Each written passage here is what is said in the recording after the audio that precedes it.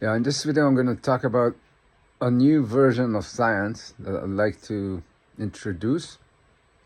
It's inspired by my book Multidimensional, which is today and tomorrow available for free on Amazon. After it will be not free until maybe one other day.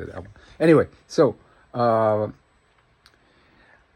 science is a good thing as far as I can tell. Like it brought about a lot of good stuff like medicine. I would probably not have been able to live to my age even without science, without the science of medicine. I'm using now a phone.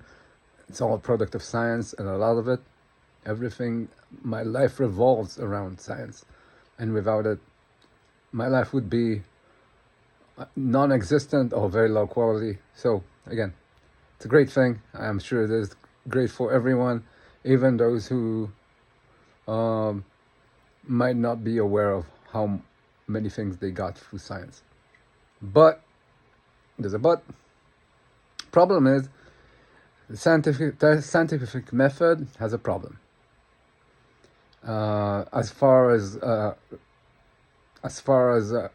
through analysis, through the analysis in respect to my theory, in the book Multidimensional, what I call segmented aspect. So, what's the problem? The problem is that science is a method for exploring nature, laws of nature, patterns in nature. But the problem there is that even if you confine your investigation only to the physical, wakeful world, if you say this is the only thing that matters to me, I don't care about stuff that happens in dreams, hallucinations, thought, don't care. What my theory shows is that science is just one realm of regularity in that wakeful physical domain. This is what I call the public laws, public blind gap, public things that determine reality, but you cannot touch them, you cannot perceive them. They are in the substrate, and they are clearly affecting reality, but they are not elements in reality. That's a blind gap. So there's the public blind gap, and science is really good at analyzing it and learning from it and creating technology based on it. But as the name suggests, there's also private blind gap. Now, the private blind gap is different because it's private to every single experiential agent. So every experiential agent, me, you, your dog, if you have one, a friend, your parents, your sister, brother, they all each have like their own set of laws of the wakeful reality that is unique to them, and when it would work only as long as they don't interact with other experiential agents like you, your dog, me. But they work when they don't.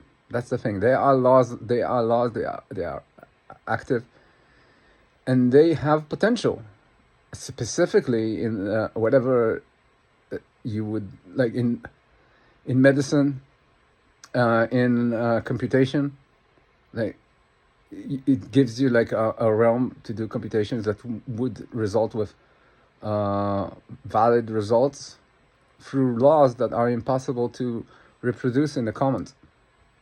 And any type of information manipulation and analysis done is perfectly valid, no matter what laws of nature you use to manipulate it. And there's more. But the scientific method won't let you discover that. It's ingrained into the scientific method. Scientific method says you make a question, you do a background investigation, like what science already discovered. You make a hypothesis, you make an experiment, You analyze the results, and then you tell everyone, your peers, what you discovered so that they can poke holes in it. And that's great for discovering the public blind gap, and it works. Yeah, that's what we got us all this technology. But in 2 steps here, it it makes it impossible to uh, discover the private blind gap, the private laws, and whatever you can do with them.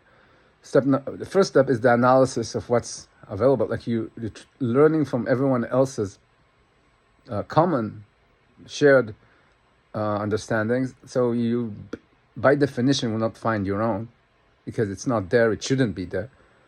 If it was there, it wouldn't be private. It would be public. And the second step that is problem is that after you've conducted your experiment, you share it with everyone. And now you're expecting them, even if you found something that's true only to yourself, and it is true. It actually is something you can exploit, integrate into technology, your personal technology. But you can't, because you shared it with everyone, and now everyone will give you they will force a reconciliation that would make these private aspects no more. So I therefore propose a different Science 2.0, 3.0. I don't know, people use that term a lot. A new version of science, where you have the regular science as we know today. Keep it, do whatever you used to do. But if you find any abnormality in the degrees of freedom that you find in nature, wherever you find random physical randomness in nature, when you find a pattern, you should go into 2 modes of analysis. Mode number 1 is tell people about that, you share it make it part of the public blind gap, and at the same time conduct a private investigation that doesn't ever reach out to other people, unless you create a group of private gap agreeing private blind gap agreeing individuals. That's possible. I don't know. It needs to be investigated, and see and create methods to analyze your private blind gap in isolation, and find ways to make it possible to integrate it into problem solving, such as, for example, medicine, computation, all the things that I mentioned before. So to solve your condition, or to make your life better. So it's basically the same method, the same making an observation, analysis, experiment, all that stuff. But there's 2 modes, and one does not look at what other people discovered, and does not share what has been discovered, while understanding that this is going to be private. This is not going to work in a public domain, and it is applicable only in cases where the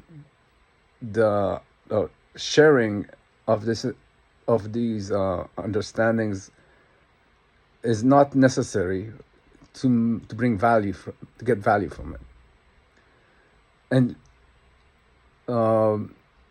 I think that using this, we could get to we could extend our ability to do things by an order of magnitude more than we can do today.